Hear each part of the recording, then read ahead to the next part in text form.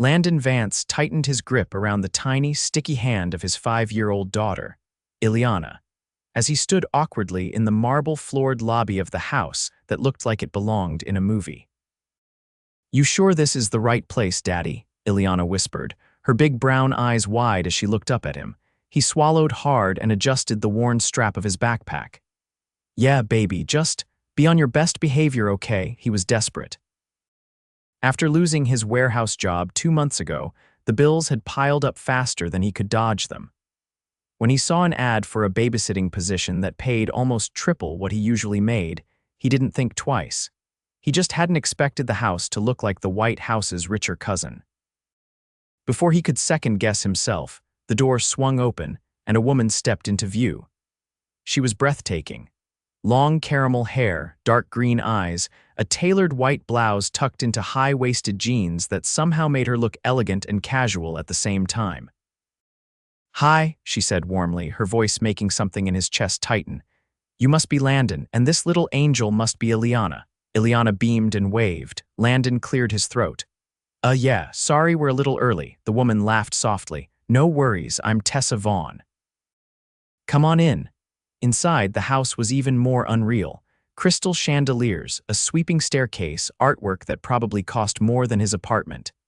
Landon tried not to look impressed, but judging by Ileana's slack-jawed stare, they weren't doing a great job hiding it. Tessa crouched down to Ileana's level. "You like dogs?" Ileana nodded eagerly. "Good, because I have a golden retriever who thinks he's a puppy even though he's almost 6. As if on cue, a golden blur came bounding around the corner, tongue lolling out. Ileana giggled as the dog licked her cheek. Landon chuckled too, his nerves easing a bit. Tessa straightened up and smiled at him. "Would you like a tour?" "Yeah, sure," he said, trying to sound casual, though he felt like he was about to accidentally knock over a $1,000 vase.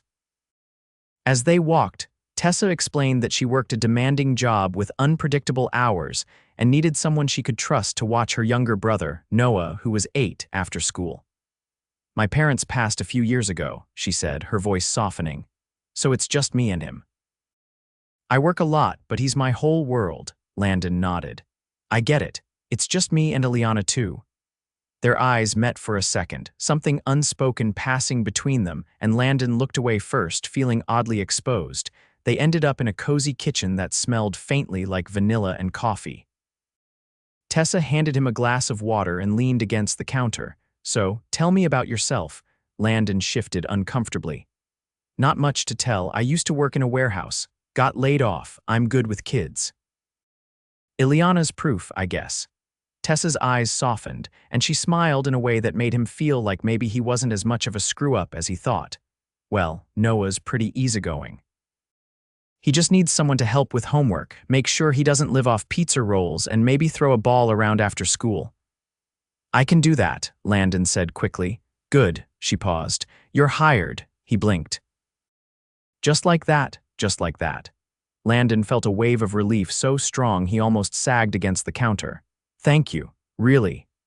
Tessa smiled, and for a second he swore she hesitated like she wanted to say something else, but instead she just reached out and shook his hand. Her touch was warm, firm, and it lingered just a second longer than necessary. The first week flew by. Noah was a great kid, smart, funny, and obsessed with dinosaurs. Tessa was. Well, she was something else entirely.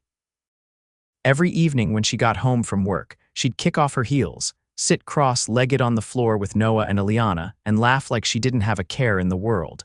Sometimes she'd invite Landon to stay for dinner, claiming there was too much food anyway. He always said no at first. But somehow he always ended up staying. One night, after Noah and Ileana had passed out on the couch watching a movie, Tessa and Landon sat at the kitchen island, sharing a pint of ice cream straight from the tub. "You're really good with them," she said, her voice soft. Landon shrugged. "Kids are easy, adults are complicated," she laughed. "Ain't that the truth?" They drifted into a comfortable silence. Landon was hyper-aware of how close she was, how good she smelled, like oranges and something sweeter he couldn't name. "Can I ask you something?" she said suddenly. "Shoot. Why'd you really take this job?" He hesitated, then decided honesty was the only card he had left. "I needed the money, badly. I didn't even think I'd get it, honestly." Tessa tilted her head.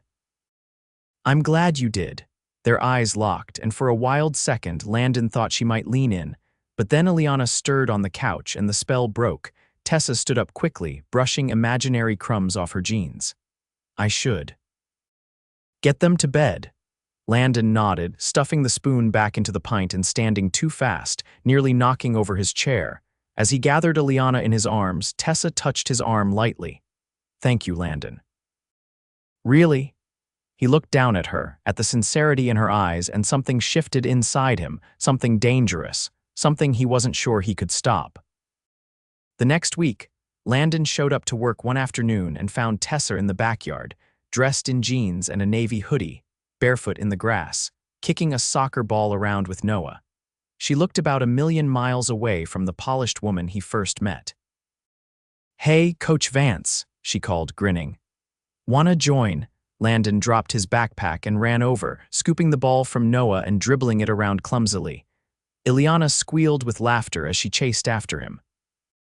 For the first time in what felt like forever, Landon wasn't thinking about overdue bills or job applications he hadn't heard back from. He was just happy. Tessa laughed, a full, rich sound that wrapped around him like a hug. When he finally flopped down in the grass, out of breath, Tessa dropped beside him, brushing a strand of hair from her face. You're not so bad, she teased. High praise, he teased back, nudging her shoulder with his. Their laughter faded, and for a moment, the world seemed to shrink down to just them. Tessa's smile faltered, her eyes searching his. Landon. But whatever she was about to say was cut off by Noah shouting that Ileana had kicked the ball over the fence. And just like that, the moment was gone again. But this time, Landon wasn't sure he wanted to let it slip away. 2 days later, Landon arrived at Tessa's house after picking up Ileana from her kindergarten class. The autumn air was crisp, and the trees along the street burned gold and red. Ileana clutched a crayon drawing she had made for Noah, her excitement barely contained as she skipped beside him. When they reached the house, Tessa was pacing the front porch, her phone pressed to her ear. She wore a light gray trench coat over a slim turtleneck and black pants, her hair swept into a low ponytail. Her free hand was gesturing sharply as she spoke, her face tight with frustration. Landon hesitated on the walkway, unsure whether to interrupt. Before he could decide, Tessa noticed him and ended the call abruptly. Hey, she said, forcing a smile that didn't quite reach her eyes. You're just in time. Noah's inside, he's working on a school project. Ileana darted past them into the house without hesitation. Landon lingered, noting the tension still clinging to Tessa's posture. You okay? He asked carefully. Tessa exhaled and tucked a loose strand of hair behind her ear. Just work stuff, nothing you need to worry about. When she turned toward the door, he caught a glimpse of something else, a glint of exhaustion, of pressure she was trying hard to hide. Inside, Noah was seated at the dining table, a large poster board spread out in front of him covered in colorful charts and construction paper cutouts. Ileana immediately pulled up a chair and started chatting away about her drawing. Landon set down his backpack and walked over to Tessa, who had retreated into the kitchen and was rifling through a drawer stuffed with papers. Anything I can help with, he offered. She looked at him for a moment, then shook her head with a small, genuine laugh. Not unless you know how to convince a board full of stubborn executives to fund a project they think is too risky, he raised an eyebrow. Sounds intense. It is, she admitted, closing the drawer with a soft thud. But it's part of the deal. Before he could ask what kind of deal she meant, Noah and Ileana shouted for his help with glitter glue, and Tessa waved him off with a grateful smile. Later that evening, after Noah and Ileana had been fed and were watching a movie, Tessa invited Landon onto the back patio. The sun was setting in brilliant streaks of orange and violet, and the air smelled faintly of rain. She handed him a bottle of beer and leaned against the railing, her face turned toward the sky. You know, she said after a long moment, when I was younger, I used to think success would solve everything. Landon took a sip of the beer, the cold bite of it grounding him, and did it. She let out a dry chuckle, not even close. He watched her carefully, sensing how hard it was for her to say these things. I thought if I worked hard enough, built something big enough, I'd feel safe, like nothing could touch me anymore. And, he asked quietly, And I learned you can't outwork loneliness, she said, her voice barely above a whisper. He felt something inside him shift, a weight he hadn't realized he was carrying lightening a little. I get that, he said. When Ileana's asleep and it's just me in the apartment, it gets real quiet. Tessa turned to look at him, her eyes shining in the fading light. You're a good dad, Landon, he laughed softly. Some days it feels like I'm just trying not to screw her up too badly. You're doing more than that, she said firmly. She feels safe, loved, that's everything. There was a rawness to her words that made it clear she wasn't just talking about Ileana. She was talking about herself too. He set his bottle down carefully on the railing and met her gaze fully. You're not alone, Tessa. She blinked, her lips parting slightly, but whatever she was about to say was interrupted by Ileana pushing open the sliding glass door. Daddy, Noah wants popcorn, Landon chuckled and ruffled her hair. All right, monkey, let's go make some. Tessa watched them go, a strange, tender expression on her face. Later, as Landon was gathering Ileana's things to leave, Tessa pulled him aside near the front door. Hey, she said, her voice low. I was thinking, would you be willing to stay a little longer some evenings? Maybe help with dinner, homework, just more general support, Landon hesitated. His evenings were usually when he filled out job applications, but he hadn't had much luck lately anyway.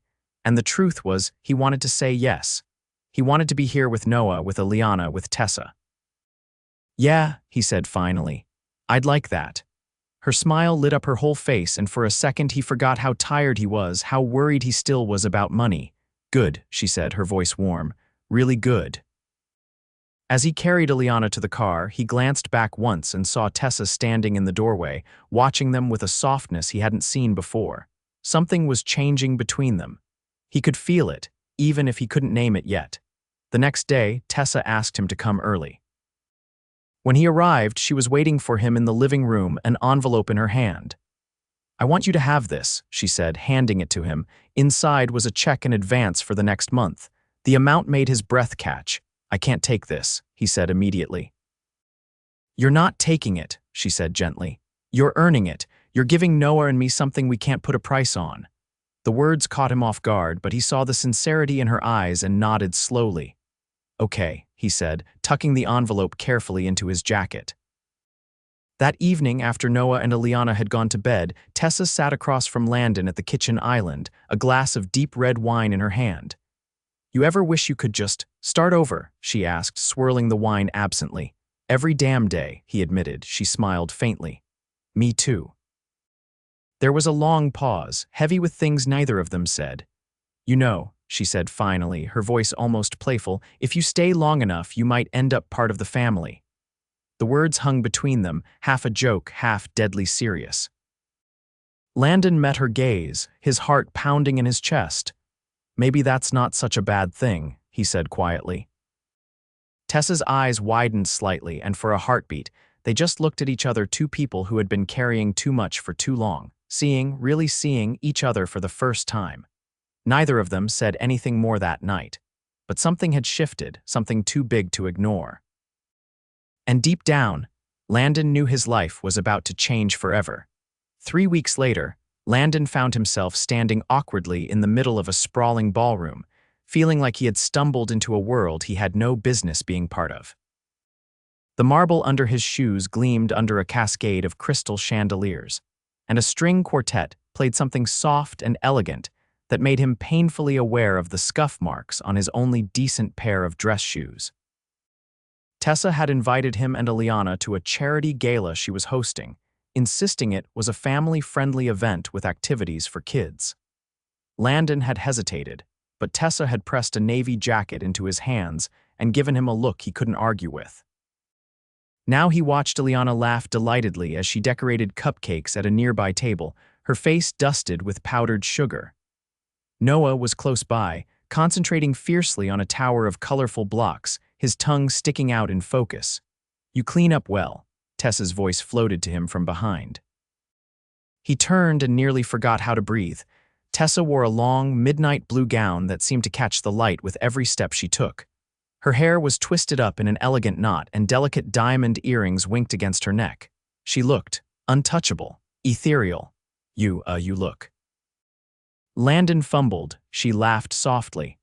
I'll take that as a compliment. He cleared his throat and tried to remember how to form coherent sentences. Didn't realize this was going to be so fancy. It's for a good cause, she said, waving toward a large banner near the entrance that read, Vaughn Foundation, Building Futures. Scholarships, after-school programs, stuff like that. He stared at the banner, the words not quite sinking in. Vaughn Foundation, he asked slowly. Tessa hesitated, then nodded. My family started it years ago, I run it now. The realization hit him like a freight train. Vaughn. As in the Vaughn name he'd seen on hospital wings, public libraries, and even the local museum. He looked at her again, really looked. The effortless way she moved through the room, the way people lit up just by speaking to her. He trailed off, feeling suddenly very small. A millionaire, she finished for him, her voice soft, almost apologetic. Technically, yes. He tried to process it, tried to fit this new piece of information into the woman he knew, the one who sat on the porch drinking beer with him, the one who chased after Noah barefoot in the backyard. You could have told me, he said, his voice low. I didn't want that to be the only thing you saw, she said, stepping closer. I didn't want you to treat me differently, he swallowed hard. And now, I'm still me, she said simply. Nothing's changed. He wanted to believe her, but the voices in his head, the ones that told him he wasn't good enough, that he didn't belong, were loud tonight. Before he could respond, a woman with silver hair and a sapphire necklace approached them, smiling broadly. Tessa, darling, you absolutely must introduce me to your handsome friend. Tessa laughed, looping her arm through Landon's without hesitation. This is Landon Vance. He's helping out with Noah. And this little angel, she gestured toward Ileana, who was proudly showing off her glitter-covered cupcake, is his daughter. The woman cooed over Ileana, who grinned and curtsied dramatically, sending a sprinkle of glitter into the air. Landon forced a polite smile, but his mind was still reeling. He barely registered the rest of the conversation, nodding and answering when prompted. Eventually, the woman drifted away and Landon turned to Tessa. I should probably get Ileana home, he said, avoiding her gaze. You don't have to leave, she said quickly. Please stay. For the fireworks. He hesitated, torn between the instinct to run and the part of him that didn't want to leave her standing there, looking at him like that. Ileana solved the dilemma for him by tugging at his hand. Daddy, can we stay? Please, Landon looked down at her, then back at Tessa. All right, he said gruffly. We'll stay. Tessa's smile lit up her whole face, and he felt something inside him loosen just a little. They made their way outside to the expansive lawn where white chairs were arranged in rows, facing the dark sky. Tessa handed out soft blankets, and Landon wrapped one around Ileana, who leaned against him sleepily.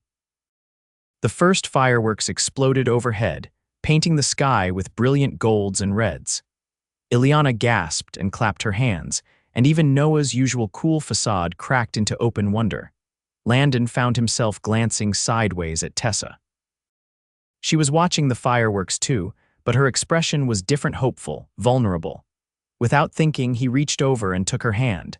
She stiffened, surprised, then relaxed, her fingers tightening around his.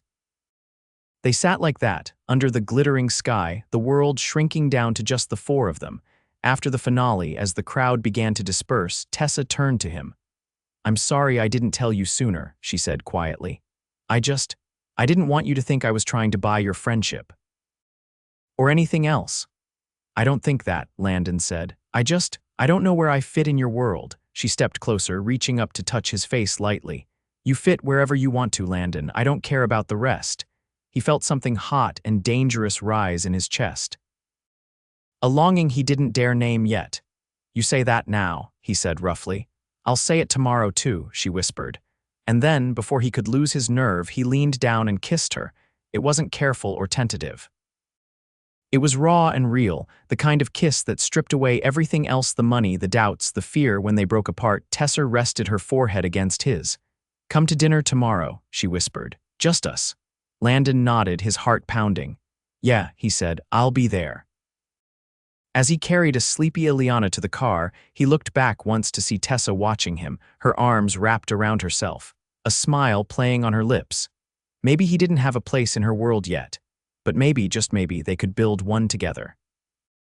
Landon adjusted his collar for the third time as he stood outside Tessa's front door, holding Ileana's small backpack in one hand and a bottle of wine in the other. He glanced down at his daughter, who wore a bright yellow dress and carried a pink stuffed bunny tucked under her arm. "You ready, kiddo?" he asked. Ileana nodded solemnly. "Are we having macaroni and cheese again?" he chuckled. "I don't know what's on the menu tonight, but I'm sure it'll be good." Before he could psych himself out any further, the door swung open. Tessa stood there, wearing a soft purple wrap dress that matched the color of the evening sky. She looked radiant, but not in the untouchable way she had at the gala. Tonight, she looked like someone he could reach for and hold on to. "Come on in," she said, stepping aside. The living room had been transformed. A small table was set up in the corner with art supplies for Ileana and Noah, who was already sitting and drawing a volcano with painstaking detail.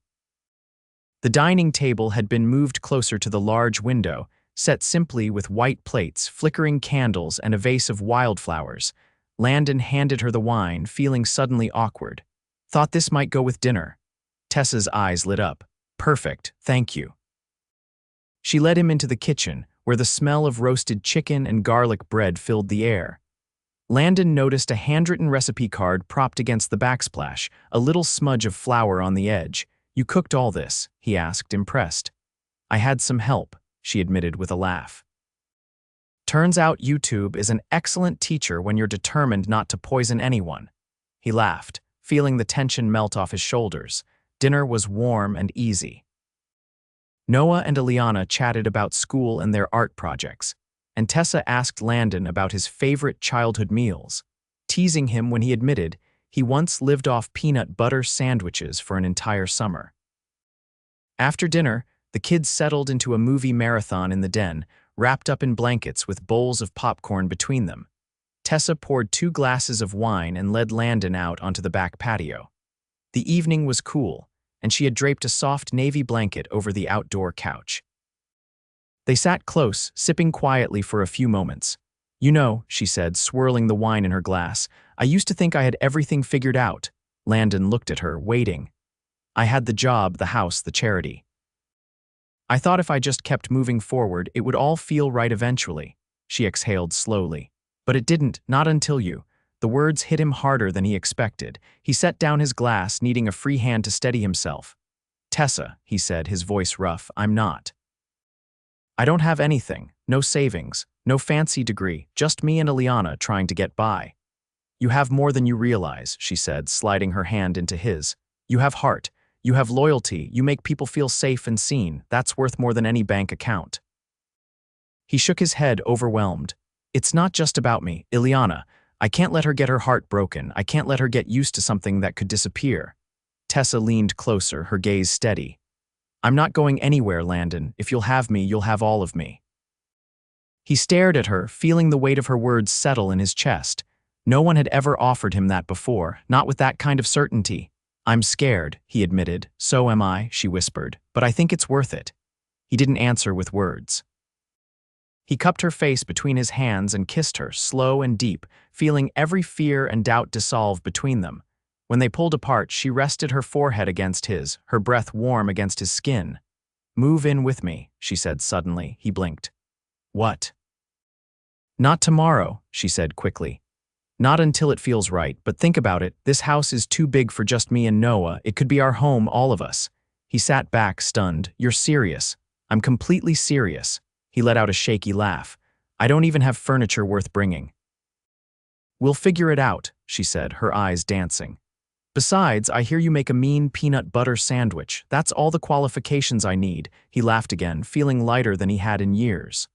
"Okay," he said, his heart racing. "I'll think about it." "Good," she said, squeezing his hand.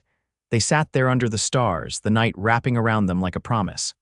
A week later, Tessa surprised him with a picnic in the backyard. She wore a simple sundress, and the kids ran around chasing bubbles while he helped her spread out the food. After they ate, she stood up and brushed the grass from her dress, then held out her hand. "I have something for you," she said. He took her hand and let her lead him to the old oak tree at the far end of the yard. Hanging from one of the branches was a small wooden sign that read, our beginning below it. 4 names were carved: Tessa, Noah, Landon, and Ileana. His throat tightened painfully. "You built this?" he asked, his voice rough. "I had help," she said, smiling, "but I picked the words." He traced the letters with his fingertips, feeling the weight of it, the permanence. "I want us to be a family," she said simply. "No timelines, no pressure, just us." He turned to her, his heart so full he thought it might break. "You already are," he said. She reached up and kissed him, slow and sure, while the kids laughed and the sun set behind them in a blaze of gold. Later that night, after Noah and Ileana had fallen asleep in a nest of pillows and stuffed animals, Landon stood with Tessa in the kitchen, the soft hum of the dishwasher filling the silence. "You're sure about this?" he asked, his voice low. "I've never been more sure about anything," she said. He pulled her into his arms, holding her close. "Then so am I," he whispered. And just like that, the life he never dared to dream about became his reality, messy, beautiful, and entirely theirs. The day Landon officially moved into Tessa's house dawned bright and clear, the crispness of early fall sharpening the air. He loaded the last of their things into the back of his battered pickup truck, mostly Ileana's toys, a few battered suitcases, and a collection of second-hand furniture he had been reluctant to bring until Tessa insisted every piece mattered because it was part of their story. As he buckled Ileana into her booster seat, she craned her neck to look at him. "Are we really gonna live there forever, Daddy?" she asked, her voice full of wonder. He smiled, tightening the strap over her tiny shoulder. "Yeah, baby, forever." The drive to Tessa's felt different this time, heavier but in a good way. Like he was carrying the weight of something real, something lasting. When they pulled up to the house, Tessa was already outside, wearing jeans and a soft sweater, her hair tumbling over her shoulders. Noah stood beside her, holding a big white poster board that read "Welcome Home" in colorful, uneven letters. Ileana squealed with excitement and scrambled out of the truck before Landon could even finish parking. She barreled into Noah, and the two of them dissolved into a fit of giggles that made Landon's chest ache in the best way. Tessa walked toward him, her hands stuffed into her pockets. She stopped just a foot away, studying him. "You sure you're ready for this?" she teased gently. He chuckled, reaching out to tuck a strand of hair behind her ear. "I was ready the moment I kissed you." Her cheeks flushed a soft pink, and she leaned up on her toes to kiss him, slow and deep. The kids' laughter echoed around them, but for a moment, all he could hear was the pounding of his own heart.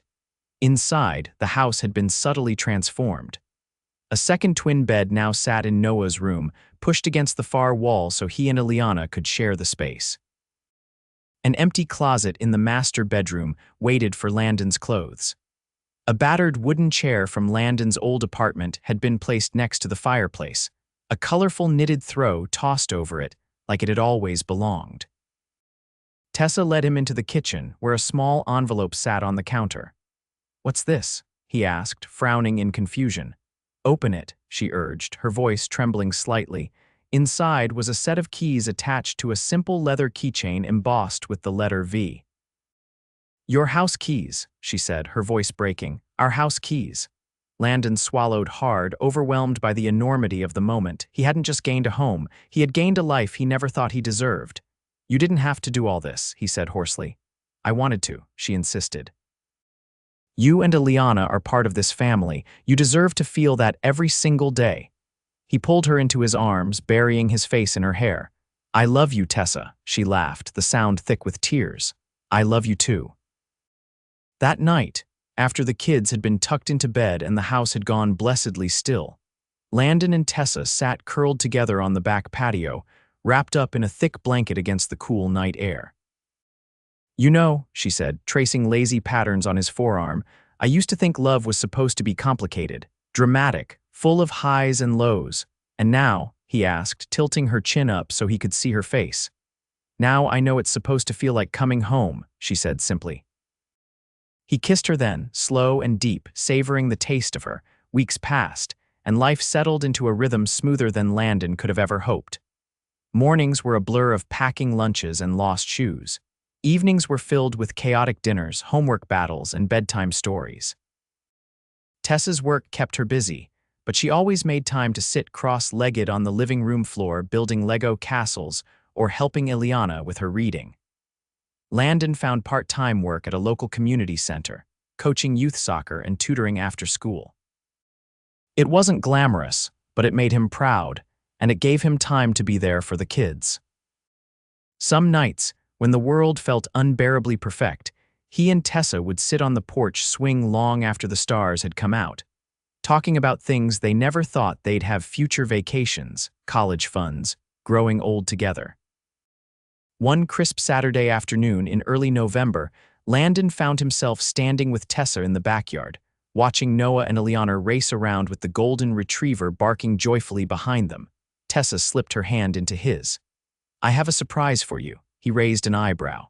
"Another one." "You know you're setting a dangerous precedent." She laughed and pressed a folded piece of paper into his palm. He unfolded it carefully. It was a reservation confirmation for a week-long family vacation to a cabin by the lake over Christmas. "I thought it might be nice for our first holiday together," she said, her voice a little nervous. "Just us." He bent down and kissed her forehead. "It's perfect." That Christmas was a whirlwind of snowball fights, hot cocoa marathons, and fireside snuggles.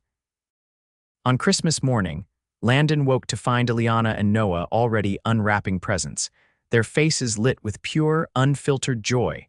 Tessa handed him a small, neatly wrapped box.